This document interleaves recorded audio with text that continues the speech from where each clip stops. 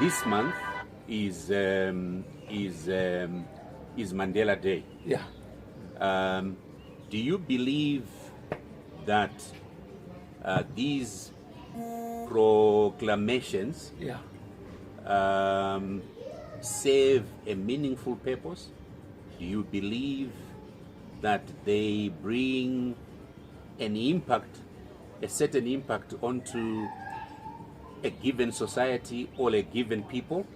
Is there evidence of the benefit that's derived from these proclamations? Yes. And if you can go on and dwell a bit on the Mandela Day. Oh, certainly, I think if you look at 1873, it's memory. It's past. But imagine you have a memory bank. Mandela once lived. And some of us have interacted, we have met him personally. But he's larger than life for other people. And what we see today in South Africa, even just sitting here, is a contested address. And the people who made it possible, the people who refused to call tomorrow, because they knew that today is what was required. That spirit of Mandela is not dead. The spirit of giving yourself all that you have so that other people can have a brighter day. That spirit can never be erased. So when you look at Mandela, it's not the physique of Mandela, it's the idea that he represents. If you turn back the clock to 1963 and say, what is it that we remember this man for? It is that speech he made. And when he said, if needs be, I'm prepared to die. What was he prepared to die for? For a day in which one human being will not be superior to another. That equality doctrine is what informed the choices he made. And when he knew that there was injustice, he didn't say, I'm going to free people so that they have free food. No. Or free education. No. He understood that birth does not give you any benefit, it gives you obligations. So obligations of citizenship also are associated with rights. So I can't have a right to do something and not have the obligation to secure it. We're talking to Mr. Mutumwa, the founder of African Heritage and the patron of the 1873 movement. An outstanding, one of the world's outstanding businessmen, an original thinker, a man who has spent a lot of time, a lot of resources assisting fellow citizens. If we come to the area of politics and governance, you have the American system, which says 8 years or 10 years. Sorry, in the case of America, it's strictly 8 years. Then you come to other constitutions which will say an elected leader will govern for 5 years and will have another term for 5 years.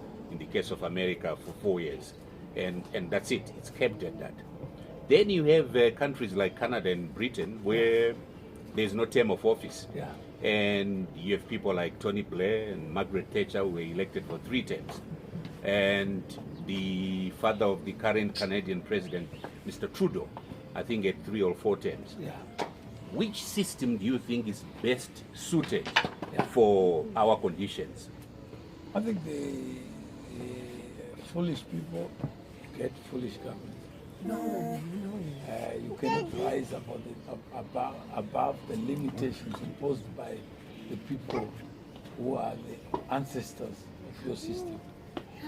In the case of Africa, the relationship between the majority of Africans and government. Don't wait for us. And government ought to be correctly understood. So if you are would you like something to eat as we talk? If you are not may I serve you dessert? Okay. Just the this one? OJ. No. Which one? Or did they tea, just orange juice? Yeah, I think that was Good. And the cameraman, gentlemen, try and in between see what you can do. It's turning out to be a very interesting interview. We're not willing to let go. Yes, we resume our conversation with the warrior. That's what we call you. You're waging battles at any given time. Yes, you were talking about governance and term of office. Yeah, that you can't expect people who don't have an ecosystem that is friendly to government, because government is really a creature of human beings. We need government to save us, to secure our rights. But in the animal kingdom, there's no government. But there's life. And human beings need government because they have rights to secure. Because if I take your life with no consequence, and if I take your property with no consequence, then effectively it means nobody will be working.